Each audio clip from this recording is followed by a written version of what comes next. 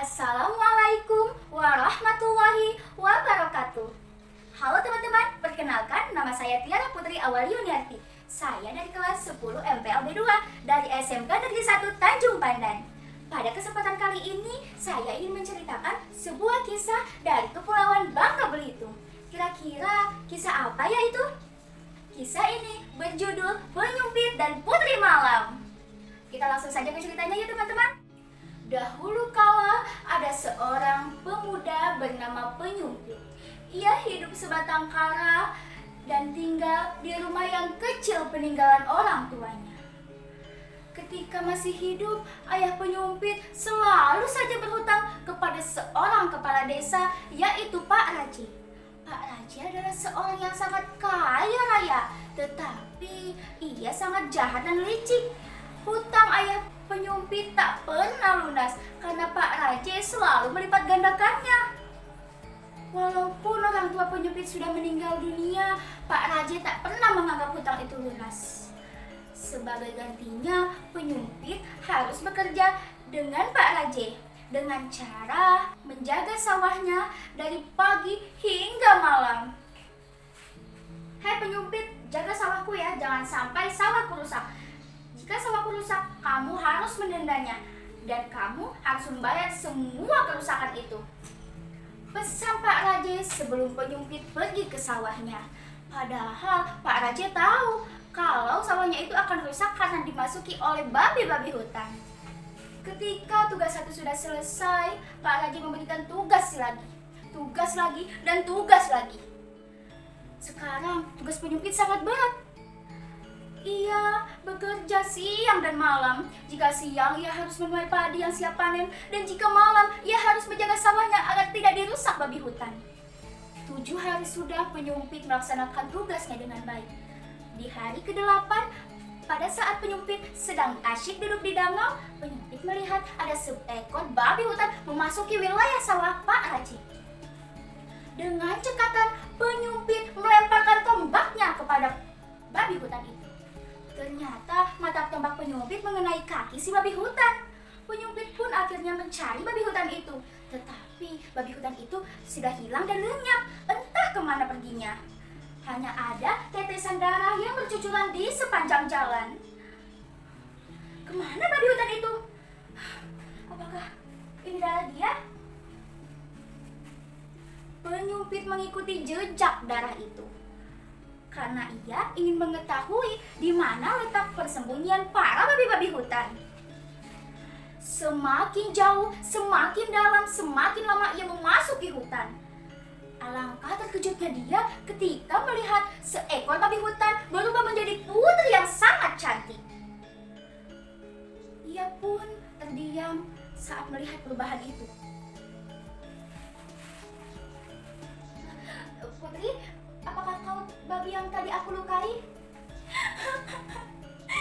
Iya, aku tadi menjelma menjadi babi. Aku Putri Malam. Penyumpit pun merasa bersalah. Maafkan aku Putri, aku tidak mengetahui itu. Mari aku bantu Putri. Penyumpit menawarkan diri untuk membantu sang putri. Dengan hati-hati, Penyumpit membantu sang putri.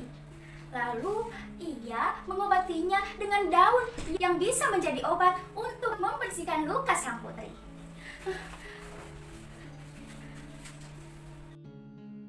Maafkan aku ya Putri, aku tidak mengetahui itu.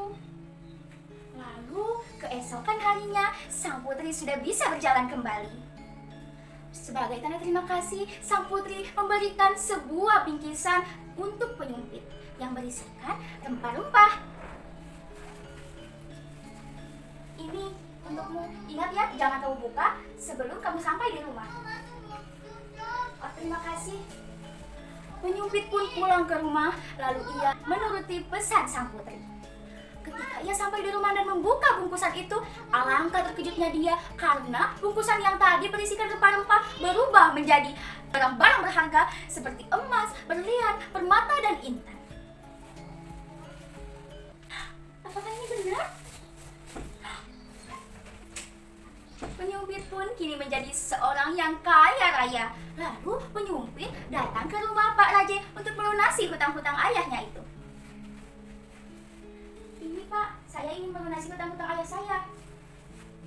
Pak Raja tak habis pikir, dari mana penyumpit mendapatkan barang-barang mewah sebanyak itu? Dari mana kamu mendapatkan semua ini? Apa jangan-jangan kamu mencuri ya? Nih, aku tidak mau menerima barang haram ini. Tidak Pak, ini aku dapatkan secara halal. Aku diberi oleh seorang putri yang sangat cantik. Ia memberikan semua ini padaku. Jelas penyumpit. Hah? Putri? Putri siapa? Pak Raje pun penasaran. Akhirnya penyumpit memberitahu semua kejadian malam itu sampai ia diberi bungkusan berupa barang-barang yang mewah.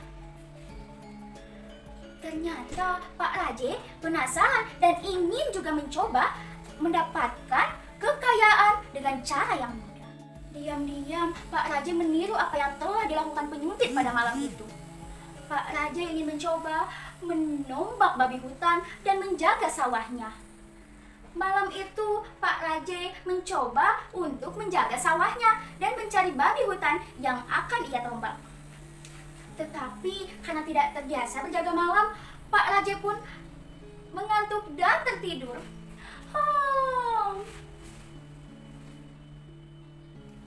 Pada saat Pak Raje tertidur pulas, puluhan babi hutan yang berbadan besar menyerangnya dengan bertubi-tubi.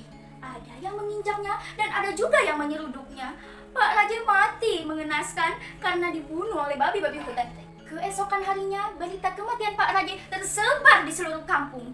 Lalu putri kesayangan Pak Raje memberitahukan berita itu kepada penyumpit. Penyumpit sangat terkejut. Lalu penyumpit datang ke rumah Pak Raje dan ia melihat tubuh Pak Raje yang sudah tidak utuh lagi.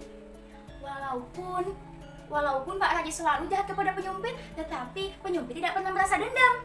Penyumpit dengan niat baik berdoa dan membaca mantra untuk kehidupan kembali untuk Pak Raje kepada para dewa.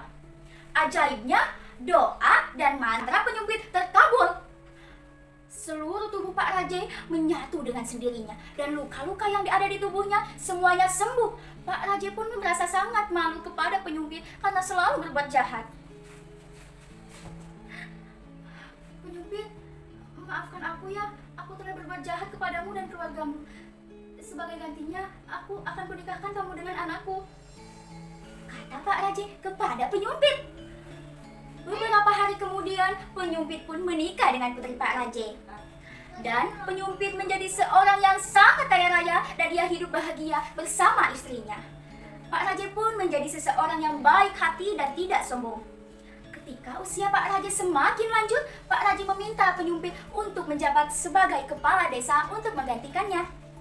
Begitu teman-teman ceritanya. Karena ceritanya sudah selesai, aku pamit undur diri ya teman-teman. Wabillahi taufiq wal hidayah. Wassalamualaikum.